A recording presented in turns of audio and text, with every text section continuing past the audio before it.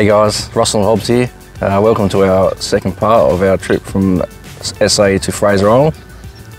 Today's video is us travelling from catching the barge across from Inskip Point and our way up to Ungawa campground on Fraser Island. That'll be our place for our camp for night 1 and 2 on the island.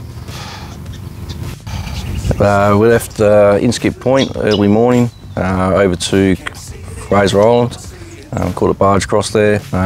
Unfortunately, got to the other side, it was high tide, so had to take the inland track all the way up to, I think it was about 5 kilometres below Dill Village, where we come out onto the beach. Very soft, hard going for about 5 k's, and then we turned in at Dill Village. Yeah, and that was where we had our first issue for the trip, where one of the boat trailers popped a bead off the rim. So we had to stop a few times for them to air it back up to get us through. From Dilly Village, we took the inland track across to Ungawa. It's about an hour and a half trip, roughly, doing 30 k's an hour. Beautiful scenery, all the beautiful trees. A few sandy tracks, a few uphills where we had to actually turn into full drive a bit. Yeah, nothing too serious, but you know, what you'd expect for Fraser Island.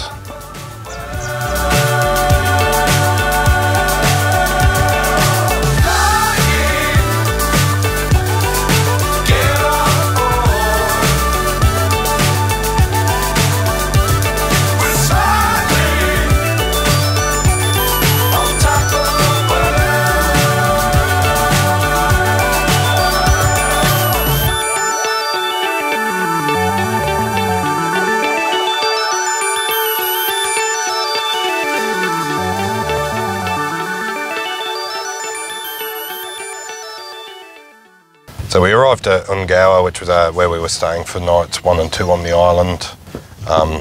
When we were booking, it said that there was a boat ramp, but with the storms they've had, the bank had washed out and the boat ramp was actually unusable, which was a bit of a shame after towing 2 boats all the way up there.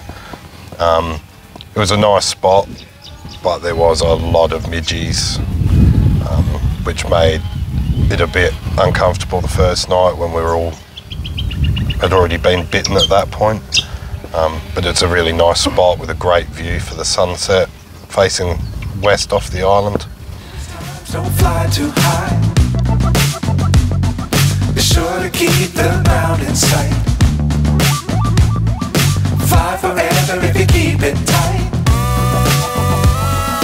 Love the world but keep the sky on your mind.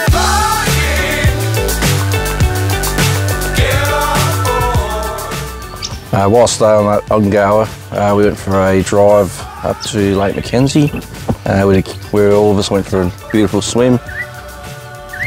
Yeah, it's really picturesque with the white silica sand and the clear blue waters. Yeah, a really nice spot to go and spend a bit of time. I would recommend getting to Lake Mackenzie early if you're going for a swim, as it gets very busy, as it's one of the major tourist attractions on the island. So after Lake Mackenzie we went back to camp. The kids went fishing off the beach there, and that essentially wraps up day 1 and 2. Stay tuned to see what we do on the next 2 days.